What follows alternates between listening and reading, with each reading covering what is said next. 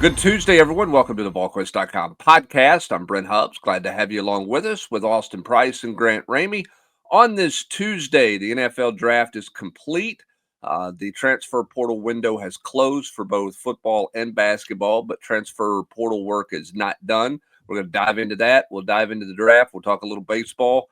Who knows what else might come up on this Tuesday edition of the Volquest podcast. Hope everyone is doing well.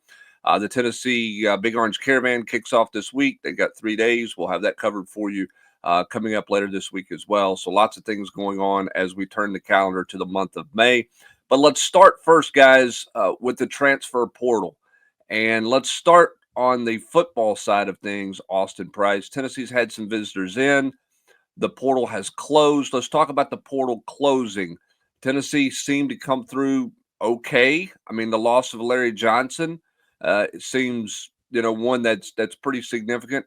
Otherwise, maybe not so much. And then who knows what Jacoby Thomas is doing, right? Jacoby Thomas is not saying, but his teammates seem to be knowing more than what's going on there. Talk about just where do you think Tennessee is from a loss standpoint in the transfer portal this spring? I think the loss of Larry Johnson is one that does hurt. I mean, and in this era, it's probably what you're going to see is more the norm. If you're that kind of that odd man out of a competition, you may look to bounce. And Larry wasn't assured of being the starter. Wanted to make a little bit more NIL, wanted to be the guy, and decided to get into the portal. I think that stings just because, you're going to have to really get Bennett Warren ready, see what Jesse Perry can do. You're going to have to get some of those younger linemen ready in a hurry. And I mean, obviously David Sanders is young. So if he can get ready, why not the other guys? And this one hurts just because of depth and in a key spot. You're a rolled ankle away from having to roll down the bench and kind of go with a guy who doesn't have a ton of experience. And David Sanders is now should be your locked in starting right tackle come the Syracuse game. Outside of that, the losses in the secondary do sting a little bit just because of depth. Jacoby Thomas was going to get quite a bit of run. Christian Charles would have gotten some run had he been able to stay healthy. And so both those guys, represented by the same agent, were sold on big numbers in NIL out there. And hopefully for them, I hope they get it, because otherwise you could be like a few other guys that have left here thinking they're going to get more money and wish they hadn't left. Here's what's interesting in the spring portal. This is different in basketball. We'll get into basketball in a second. But here's kind of where I am with the spring portal. It feels like the supply does not equal the demand. And because of the demand, there is, in some cases, I think some guys are probably getting more than what they would have gotten in December. It's a risk to go in at this point. I think we all look at that, Austin, but it certainly feels like some of the numbers that are just being, and you don't know what's true and what's not true, right? But it feels like at certain positions, some guys are doing better financially by going into spring than they would have if they had gone in December. Do you think that's a fair statement or not a fair statement? Well, I think that's very fair. The tariffs are high in the spring portal clubs. I mean, like, it is what it is. I mean, like they just, as you said, supply demand. There's very few elite guys out there, if any. So you're talking about a lot of marginal players. I mean, think about the gnashing of teeth amongst Tennessee fans because the Tennessee didn't go all in on the BYU kid, whose best year was 475 yards receiving. I mean, like, I don't know. I mean, last I checked, I just don't feel like that's, high-end receiver material. And again, Tennessee's biggest problem is the fact that they are searching for the fourth linebacker, the fifth defensive tackle, the fourth receiver, somebody in the secondary to be a backup. Like, when you're searching for backups, but the money they're commanding is a lot, does it behoove you to go that route? I mean, like, I do think Tennessee needs a receiver. I do think Tennessee probably needs some help in a couple other areas for depth purposes, but like, at what cost? And you could say, sure, just spend it. But again, that's how you end up ruining your room. When some kid that comes in that does not play is making more money than the starter catching 10 touchdowns, all of a sudden that erodes the team chemistry or at least the room chemistry. So to me, that's where all this kind of there's a rub here, and that's the rub for a lot of this. All right, we'll get into some of these names here a little bit because this is fluid, and so obviously things could change. Somebody could be scheduled to come in for a visit, not ends up not coming in, or somebody not scheduled to come in comes in between the time we record this and the time it airs. So you got to be a little bit cautious with some of that stuff. But Grant, I want to ask you and Rob jump in, or Rob, I mean Austin jump in here too, in regards to. We don't know what rules are coming down the pike or not going to come down the pike, right, Grant? In terms of Rev Share and what this, I mean, are the quote bags for guys in both sports bigger this spring because of the pending Rev Share that's coming out? I mean, the basketball numbers seem pretty Crazy. loud, pretty crazy. I mean, I don't know if Kentucky's really at 20 million or whatever that number supposedly is. I mean, is everybody trying to get in front of that? And because of that, money's being spent at a much higher rate in both sports. Grant, starting with you. I mean, I can speak for basketball. Just the crazy. I think that is a pretty accurate number. People I've talked to about Kentucky's roster is talking at least 18 million. And just to consider, Ohio State in December, everybody was going crazy over a $20 million football roster. This is a 13 scholarship basketball roster that's pushing toward 20 million. There's been reports that there's a handful of teams that are already over 10 million plus on a roster. So the numbers that are, I mean, Rodney Rice, the number he got at USC, I mean, he was probably the third best player on the Sweet 16 team, and the number he got at USC was pretty crazy. So basketball wise, I don't really know what the jump, what leads to that if they are trying to get ahead of Rev Share and stuff like that. But the numbers for basketball this spring compared to the last couple of years feels like it's just exploded.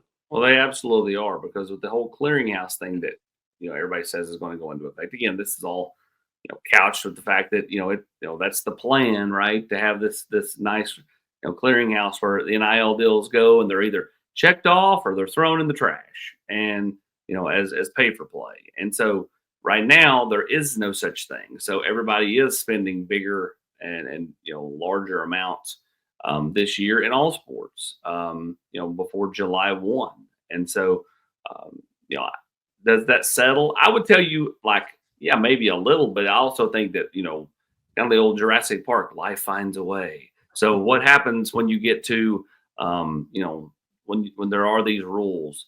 What happened in the past when there were rules? The schools found ways to do it under the table, and they'll get creative, and there's always people thinking of the next way to connect dots. And so that's where all this thing is going to be interesting to see where it takes you, because I think you're silly if you think that it's all going to go back and we're all just going to have this set number. I mean, to me, that's going to take literal legislation, and nobody's willing to do that because of the whole court system.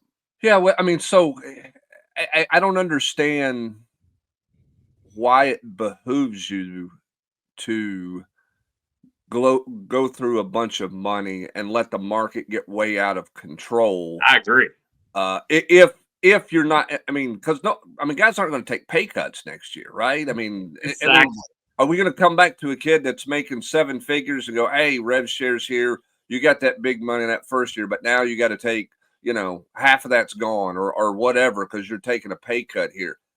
I wonder if this is a little bit of, and I think it applies to both sports, perhaps, if there's some new money in the market. And what I mean by that is some schools that didn't have money in the past in NIL feel like they have money with Rev Share coming. So there's more schools offering more kids than what you had the first real money than what you had in the early days of NIL, where it felt like there was some, who was organized, who was elite, kind of jump out there with a big budget, and some other schools couldn't compete even within your conference.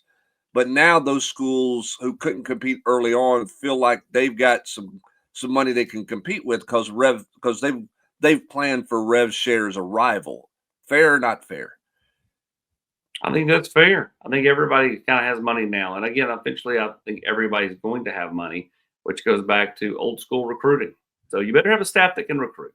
If the staff is not a great recruiting staff, and you are depending on the NIL side of this thing, then I think you're going to be feeling the pain, because I think ultimately, when everybody's kind of got similar numbers, you know, then I think it gets back down to the pilot in the box. Grant, when you think about where this thing is going, and we don't have any idea where it's going, is it a mistake to think that the market's going to settle? Like, hey, it's going to go back, and hey, this Rev Share is going to create, and this legislation arm is going to create some natural guidelines, and so instead of spending $18 million or $10 million on a basketball team, this year, next year it's gonna correct itself. I just don't say I don't think a course correction is of any real magnitude is forthcoming. I don't. If you're spending $40 million on your student athletes across all sports, I I don't I don't think it's going to 30 million. I think there's a chance it's going to 50 million if you're going to remain competitive. That's what I think.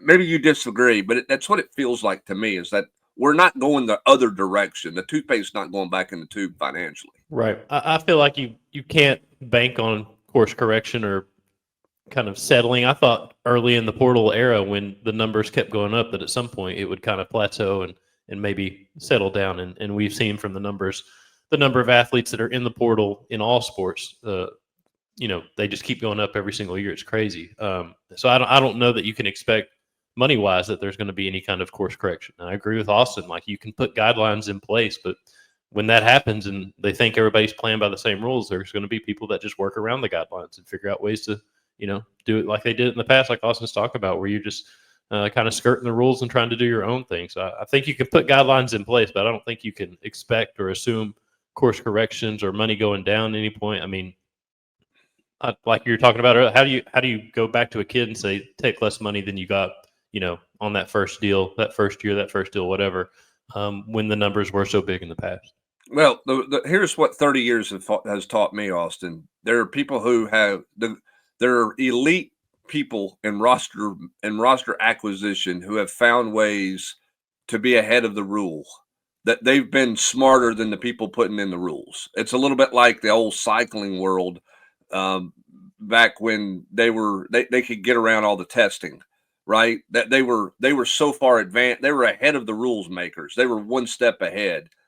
I think the good programs have been a step ahead of rules in whether it's recruiting or NIL or whatever for a long time. And I think the schools that were ahead of it when all this started jumped out in front, and everybody's kind of caught up to level the playing field with the finances.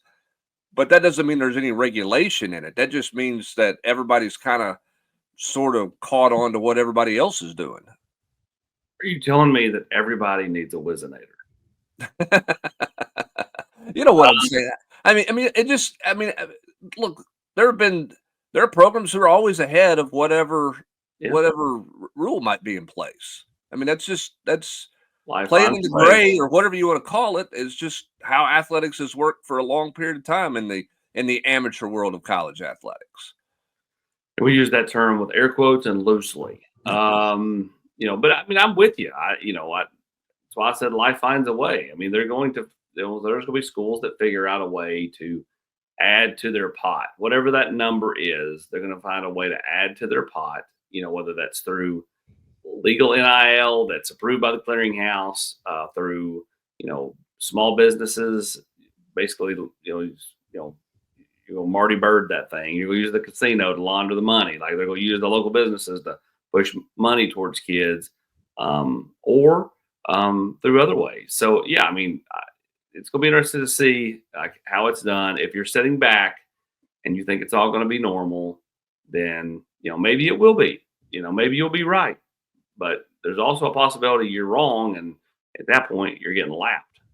And Grant, I mean, there's nothing to slow down the number of portal entrants moving forward with what everybody's getting out there, right? Now, I know not everybody's getting it. There are a bunch of basketball players in the portal that don't have a home, but there are enough people. It's like the old declare for the NBA draft coming out of high school.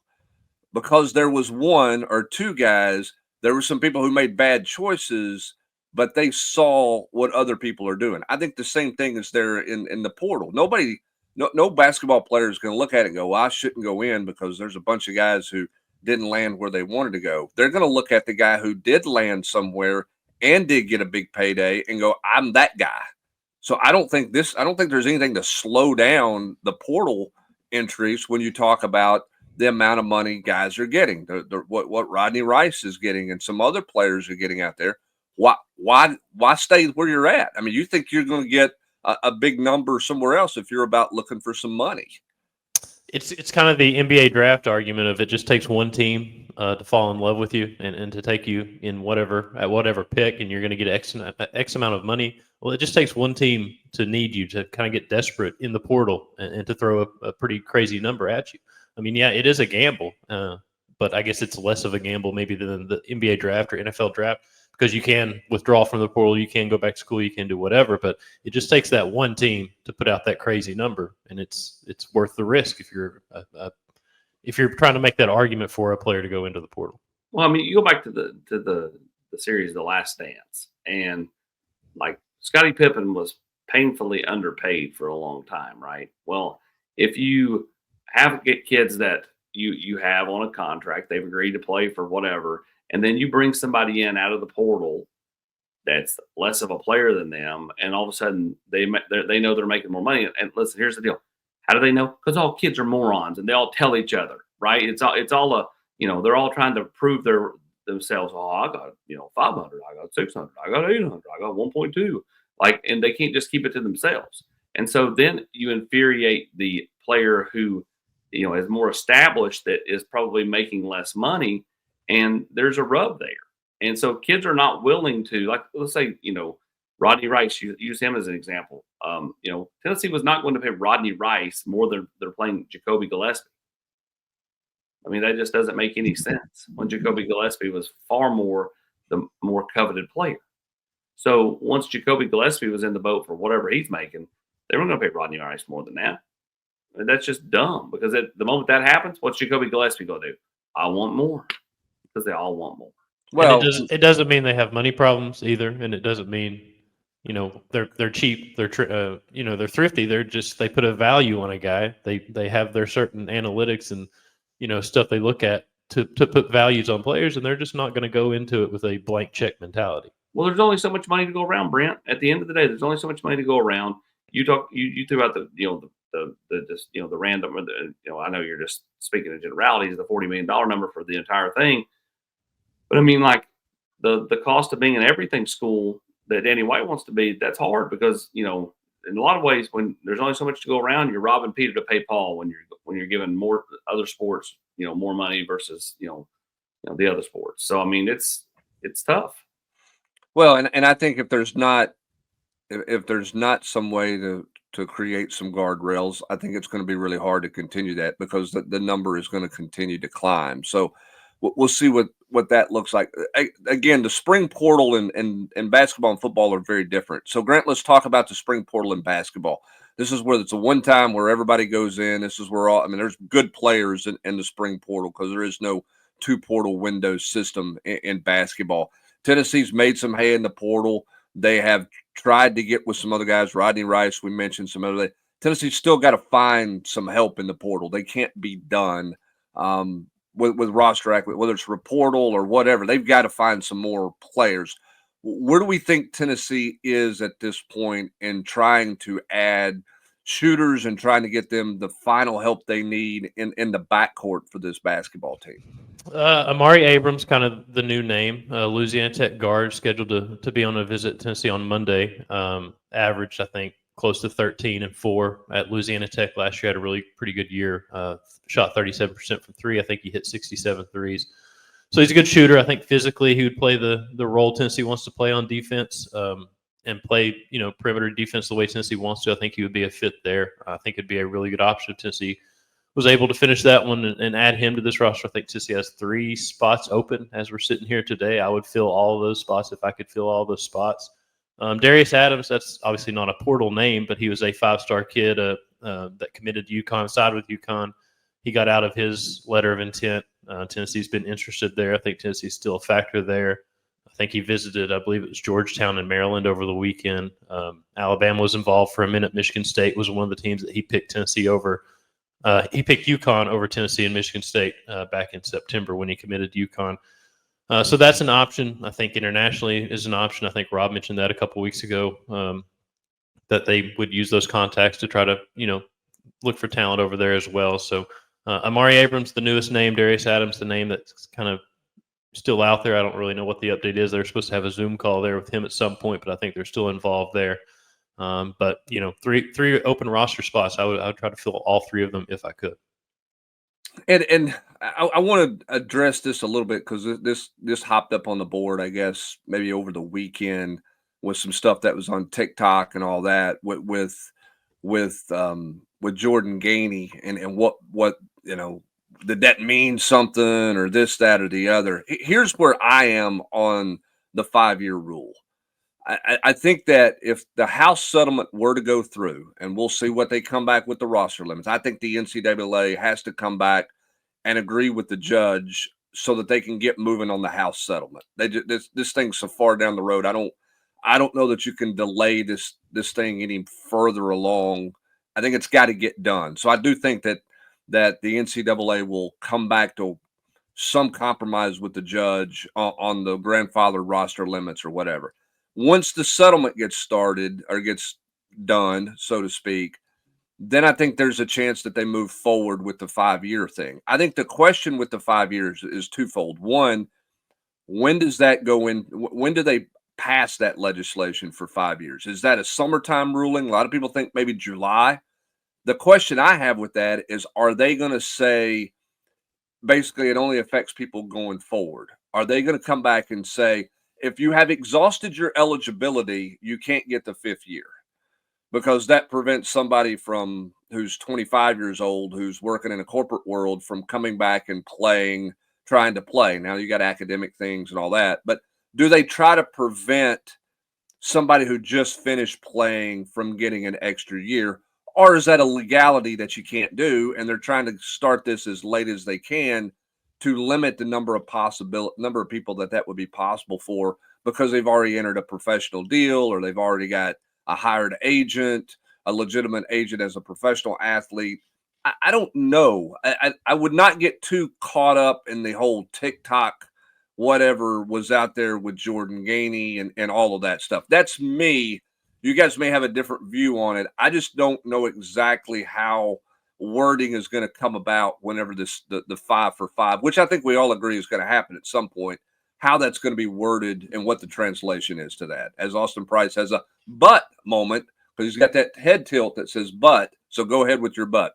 No, I mean, I think that it's going to happen. I think what you just said at the end makes the most sense. They're trying to limit the number, right? Like Zakai signed with his agent, and so and I never thought Zakai was coming back, because you're not getting Jacoby Gillespie if Zakai's coming back. They play the same position. It's probably why Jacoby didn't end up here last year, because you had Zakai. And so, as for Jordan Gainey, Tennessee needs a shooting guard. If I'm him, I'm hanging out, waiting. What's the worst? I mean, Jordan Gainey's not an NBA draft pick. He's going to go overseas. So, why not hang out a couple months, see what happens? And, they can say that you can't do it, and then somebody's going to sue, and then they're going to win because, that's because they always win. That's what happens. And so then, like, somebody like Jordan Gainey could potentially get a 5th year, and it would be a nice addition to this roster. If I'm Tennessee, I'm leaving one spot open, seeing what happens. And if it doesn't happen, it doesn't happen. I think Jordan Gainey's being patient. I think he's watching it. I don't think that he thinks it's some lock to happen. Don't think the staff thinks it's some lock to happen. But I think Jordan Gainey can be a little more patient about signing with an agent than maybe the others. So, again, I think it's just something they're monitoring at this point, Grant. Don't think that it's some lock. They don't think it's some lock. Wouldn't count on it to happen, but I would say that it's not 0%. It's probably just not 50 or above either. Yeah, I don't disagree with anything AP just said. I don't think it's likely. Is it a possibility? Sure, I guess, but I just don't see it happening. I mean, I was talking to people on campus 2 months ago and asking about this, and they were acting like it might not even affect the next season's right seniors. So I don't know. I don't know how you could. I also agree with what Brent said, where it's kind of getting pushed out to where it's almost like they're looking for a clean break with this thing. Because if you allow basketball, do you go back and allow football? Do you allow, just that entire, school year of seniors to be able to come back for a fifth year? I think Jordan Gainey, I do think he is hanging around. I mean, he's working out at Tennessee's facility on his own. He's using kind of NBA basketballs and kind of walking the line between preparing for what's next and maybe waiting around. I just don't think it's very likely to happen. Like, I think fifth year is going to get passed at some point. I just don't think it's likely that it's going to affect this class. And I don't disagree that you should wait around if you're Jordan Gainey and see what happens, because Tennessee has such a glaring spot for a Jordan Gainey on next season's roster where most of the offense would go through him. We saw what kind of progress he made year over year. His first 2 years at Tennessee, if he was here for a third year, that would be a big deal. And like AP was talking about, he's not an NBA draft pick. He's probably an overseas guy, so you might as well hang out and wait and see what happens. I just don't think it's very likely to happen.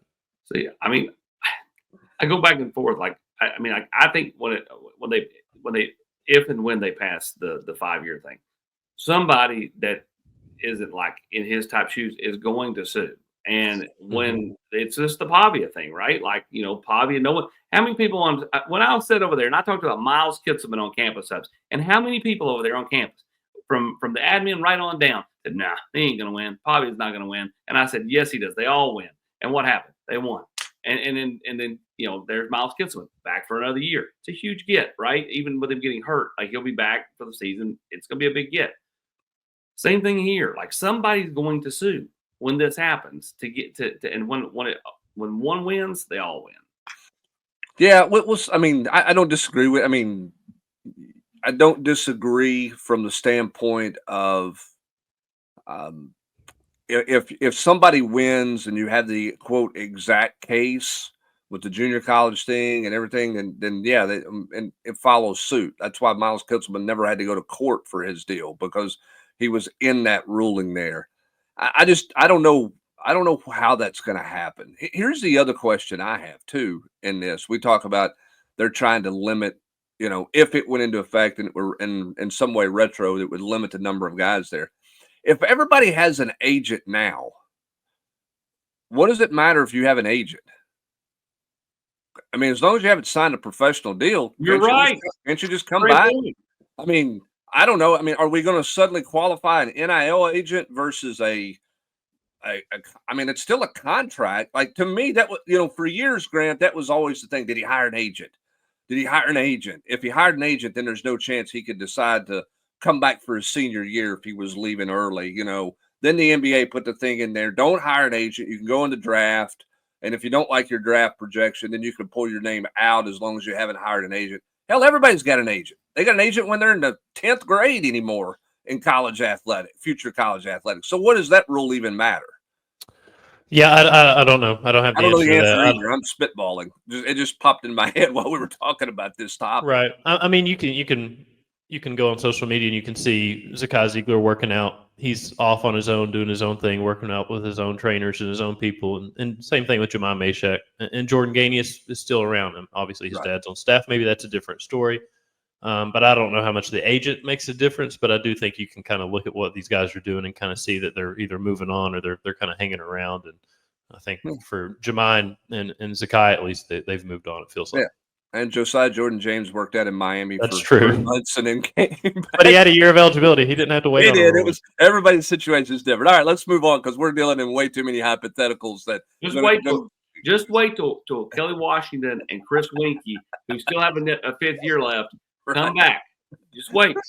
Yeah, Winkie's going to be Georgia Tech's emergency quarterback. He's going to be over there signaling it in while he's wearing a ball cap and a clipboard in full gear. Austin, quickly here before we shift to some draft stuff and baseball, let me ask you this. It's clear Tennessee is going after a defensive tackle. It's clear the board's getting thinner at defensive tackle because of guys who are going elsewhere. Isaiah Johnson commits to North Carolina. Some other guys have come off the board. The Western Michigan kid, which I don't think Tennessee pursued very hard after they visited him, went to Vanderbilt. Where are they at defensive tackle, and how thin has that board gotten in the portal? I mean, I think it's fairly thin, right? It's Josh Shales, top of the board.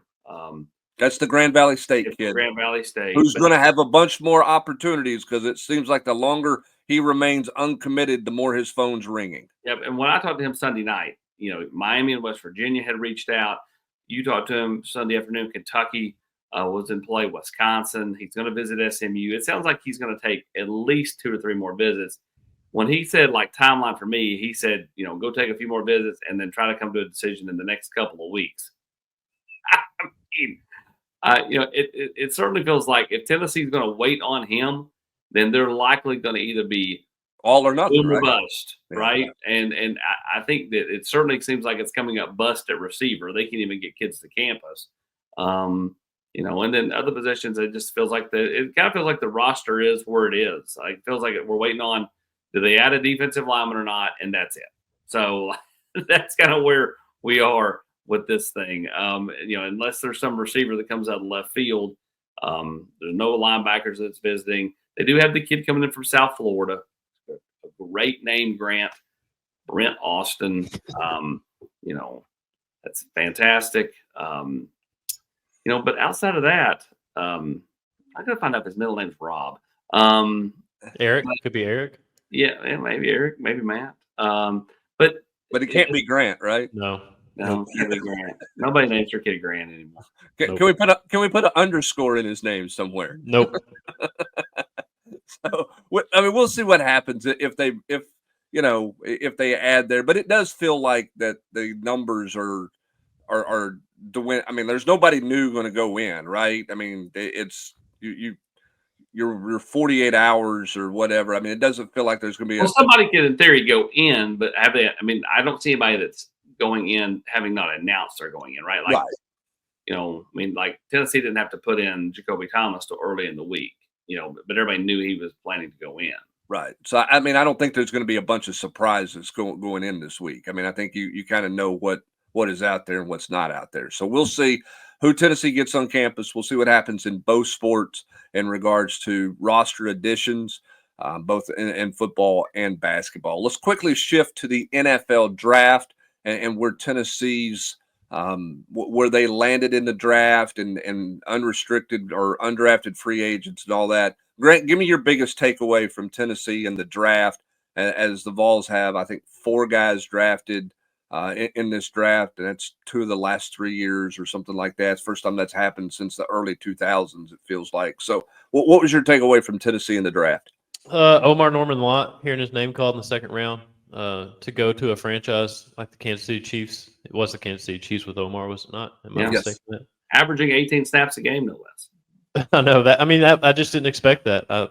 Looking at the rankings, everybody kind of what was out there before the draft, all the mocks and all that stuff, you didn't see him going before probably day 3. So for him to hear his name in the second round, I thought was huge. James Pierce, that was a cool situation. I mean, there were people talking about maybe he could go as high as 15 with the Falcons. Obviously, that intel was pretty accurate, and the Falcons loved him because they traded back into the late first round to get him at number 26 overall. So, I mean, that was huge for him. Dylan Sampson, almost kind of feel sorry for him going to that Cleveland Browns mess with Shador and that quarterback room that's got like 7 guys in it now, Dylan Gabriel and all those guys. Kind of wanted the Chicago Bears to draft Dylan Sampson at some point, but they never did. And he goes to Cleveland with Quinshon Judkins too. So I think that's a really good young backfield in the future of the Browns. But it's just cool to see Omar go in the second round and for James to get in there late in the first round. Boy, a lot of Austin, the Falcons clearly believe in James Pierce because they gave up a lot to get back in the first round to take him. I mean, that you could it really felt like they didn't think Jalen Walker was going to be there. So then it was like, well, I got to take Walker. But then it's like, we want James Pierce. So let's do all we can to get back into that one. I mean, they got a lot of belief in James Pierce, which is great. And James has been a guy who had all those labels on him through all the mocks and everything that happened this spring. The Falcons were pretty bullish on James Pierce when you look at what they gave up. Yeah, I mean, some of that stuff, I'm sure, was fodder. Some of it was, absolutely real for some teams with James. But, I mean, you can't deny his production, his talent, his explosiveness, his bend. James is a guy that, could terrorize the NFC South for a decade plus, if he does what he's capable of doing. So, getting him. I love the Omar Norman Lott pick. I think that guy's gonna play a long time in the NFL. I just think I love everything about that kid. I love his story. I think that he just he has a lot of twitch to him for an interior defensive lineman. And then we'll see about the guys that got drafted. We'll see what Dante's able to do with the Raiders. To me, that's the perfect place for him to go because that's the most Al Davis pick. I didn't pick him in the first round like when Al picked a few receivers over the years. But I mean, Al loved just guys that could just run, and that's Dante Thornton. I mean, just straight line speed, can just go and go and go. Root hard for him, and then Dylan Sampson, nice young backfield with a Cleveland roster that again has some nice pieces to it. I was surprised. I mean, I knew it was a deep running back draft. I thought Dylan would go ahead of some of the backs that he did not go ahead of. I thought his production, maybe it was some of the fumbles that he had, yards per carry a little bit, some stuff there, size and those types of things. I think Cleveland has gotten themselves a good player in Dylan Sampson. I think Dylan Sampson's going to find a home in the NFL. I look back and I mean, for a guy like Omar, I mean, is there a better fit than the Chiefs for Omar Norman Lott? I mean, you don't have to come in and do anything as a second round pick. You don't have to come in and do anything great. Like you come in and play some third down, play next to one of the best interior defensive linemen in Chris Jones and pro football. I think it's just a great situation for him to walk into. It's a winning franchise. They've got a winning culture there. Sometimes we get caught up in picks and where they go, and what number they go. Sometimes it's just about fit too. And I think for Omar Norman Lott, that's a terrific fit for him. So, hats off to those guys, and we'll see, who else, gets an opportunity. If anybody can make good on an opportunity that's in front of them, as a undrafted free agent and go from there. But it's certainly, I mean, Tennessee needs some of these guys to go play well, because it only helps you in the recruiting game. It only helps you in all the stuff we've talked about for 35 minutes about getting ready and trying to improve your roster. The more success you have there, the better it helps you. I mean, it's a good sell for Rodney Garner right now looking for a transfer. Hey, I just had a guy who played, you're worried about your snaps. This guy played less than 20 snaps a game, and he just went second round in the NFL draft. Like, trust my process. It works. It's a good selling point. Now, does it land him somebody? We'll see, but it certainly doesn't go work against him. Here's a transfer, came here, didn't get beat up in his career here, and was playing in the second round, got drafted in the second round by the Kansas City, the champion Kansas City Chiefs. Or no, they're not currently the world champion, but recent world champion Kansas City Chiefs. Like, I had people messaging me like, "Can you believe Will Brooks got a free agent with the Chiefs?" And I'm like, yeah. I mean, he'll get a look here. We'll see what happens. I mean, like, I didn't think Jalen McCullough was going to, play, one, make the roster, two, play the entire year and play at a pretty high level for the Rams, but yet he did. So I mean, the NFL is like, guys that you think are locks to be really good in the NFL don't make it. Guys that you think have no shot hang around for a decade. So like, the NFL is different. Like, it's not. It's not. Yeah, it takes them all shapes and sizes, and doesn't matter where you played or what you look like. I mean, I thought Juwan Jennings didn't have any tread left on the tires when he got picked in the 7th round by the 49ers, and look what he's done. And the 7th round, that's just taking a flyer on that guy, and look what he's done since then. Yeah, he bet. I mean, obviously believed in himself and took full advantage of it. Will Brooks should probably send a text message to Jalen McCullough and Theo Jackson, because those were two guys who, that went late or didn't go and found a place, and they've obviously, succeeded. And so if you're looking, well, here's a Tennessee defensive back. Well, he was productive. We know he's pretty well coached, because look what's happened with Tennessee defensive backs that were free agent pickups after the draft or late round draft picks, and look how they paid off. I mean, it helps, right? I mean, I'm not saying that the Chiefs took him solely because of that, but if you like the tape and you like talking to him, then you go look and go, well, fundamentally, we know that it translates, because look at how many guys it's translated with who weren't necessarily high draft picks, that was coached by Tim Banks and Willie Martinez. I mean, it doesn't hurt for Will Brooks. It doesn't hurt that those two guys under this current regime is succeeding in the National Football League. It just does not, and there's no other way around that. So we'll see what happens with the rest of those guys, obviously, and congratulations to those who got drafted and the opportunity that is in front of them. And obviously for Tennessee, that you hope that you can translate some of that to help you in recruiting and portal acquisition and roster acquisition as well. Grant, the Tennessee baseball team absolutely just gave one away and just, I mean, the most giveaway fashion ever on Friday night. That changed the whole dynamic of that series, because if you win that, when you win the series, you come home winning 2 of 3. Everybody feels okay where you are. Instead, you've lost another series. Now you're outside the top 10 in Baseball America's poll. You've followed it closely. What do you make of the Tennessee baseball team on this weekend as they get ready to come back home and take on Auburn this coming weekend? I mean, Friday night was kind of crazy just from the jump. I mean, to be delayed 3 hours and whatever it was, 20 minutes to start the game at just before the deadline, I guess, 10 o'clock Central Time.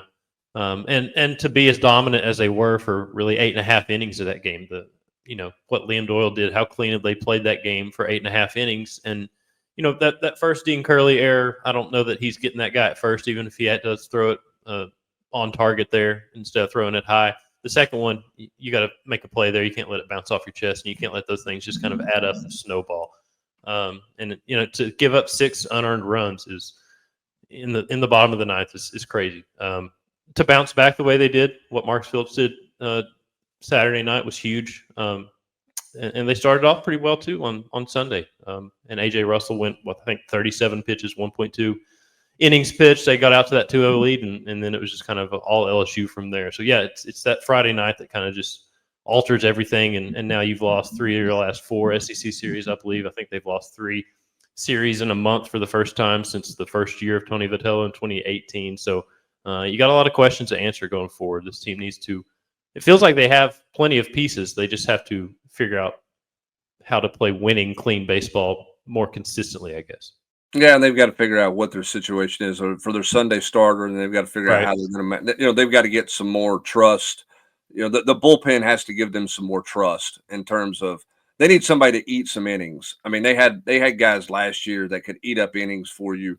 I mean, Friday night they never even had a starter. I mean, it was just by committee the entire Friday night, and you could get away with that. Right now, it feels like for Tennessee to have a chance to where they want to be, that you've got to have Doyle and Phillips go long into the night, so to speak, on Friday and Saturday to try to help you save your bullpen, and that gives you the best opportunity to win. So, they've got some things they've got to figure out there as they turn the calendar to May. I said this in the 3-2-1 on Monday. This is not a bad baseball team by any means. This is a really good baseball team that if it all comes together, they can certainly make a run. It's just a very different baseball team than a year ago. And a year ago, that was a team that was deep, Austin, in a ton of positions. That was a team that was also experienced on what this grind was like. They got people who sat in the dugout last year and watched a lot of this grind and played a little bit here and there and some spot duty stuff. But they've also got a bunch of people on the field who are going through it for the first time. And it's just a different team. And we all knew it was going to be a different team. It's really talented, but they haven't experienced the grind that you have to in the SEC. And I think that's shown a little bit over the course of the last month or so of this season.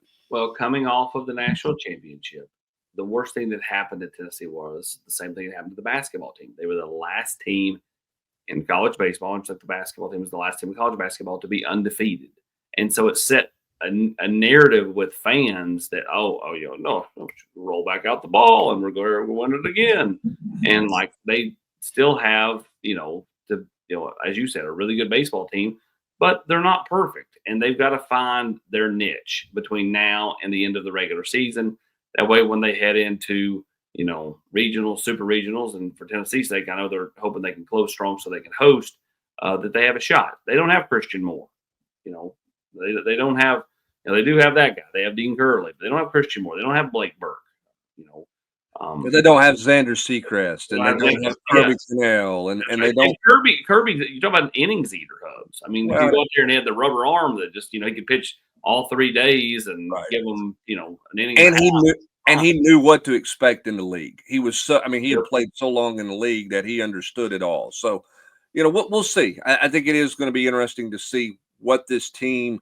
I don't think that there's no panic, but there's some things that have to get going in a better direction, particularly with that bullpen moving forward. So we'll find out what that looks like and how this team handles coming back home. They've got 3 series left. 2 of them are at the house, and Auburn and Vanderbilt, and then they close out at Arkansas, and obviously what'll be a big series there. But we'll see what Tennessee gets done. They've got a Tuesday night tilt with Northern Kentucky, and then you've got Auburn this weekend in a big 3-game set at home where Tennessee needs to win home games. They've got to take – it needs to be a home field advantage for Tennessee, and they've got to take full advantage of that over the next 2 weekends. Ultimately, they're going to win the series, but I think being at home, I think they're going to go 5-1 these next 2 weekends. I think they're going to be 5-1 at minimum.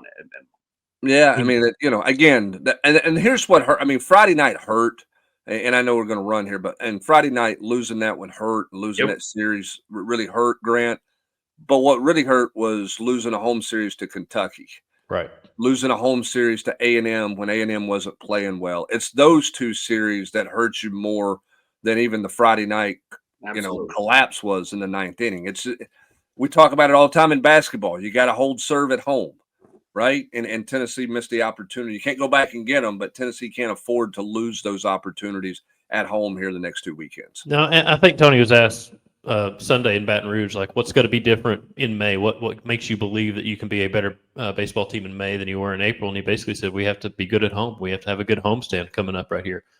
He also said something like, we have to rely on our best pitchers and our best hitters. And the kind of crazy thing about that is you're sitting here in April saying, like, who is our best, hitters and pitchers? Like, who is going to help you out of the bullpen when you need somebody out of the bullpen? Like, who can you rely on consistently at the plate? I think those are questions that it's tough to be answering at this time of year, and I think it kind of tells you where this Tennessee baseball team is, that those questions do exist. Yeah, the fact that those questions are there and from a pitching standpoint is probably the biggest surprise. You knew that they had to get some answers in the bullpen and those things, but to still be seeking those answers the first part of May is not what people had in mind. But you also thought A.J. Russell would be further back than what he is right now. And so we got to figure out – they've got to figure out what they're going to do on Friday or on Sunday, and then what that bullpen looks like as well. We'll have continued coverage of that. Eric Kane will be back in the saddle here in a few days doing some work and covering some Tennessee baseball, and we'll continue to cover baseball. We'll continue to cover the portal and football. We'll continue to cover all things roster acquisition and basketball. That might not mean just portal for them. That could be all kinds of high school potential recruiting out there as well. Plenty of things going on at Volquest.com. Plenty of discussions of it over at the General's Quarters. That's going to do it for this edition of the Tuesday podcast. He is Grant Ramey, Austin Price. I'm Brent Hubbs. Thanks for being with us. Have a great rest of your Tuesday, everybody. I thought I was Rob.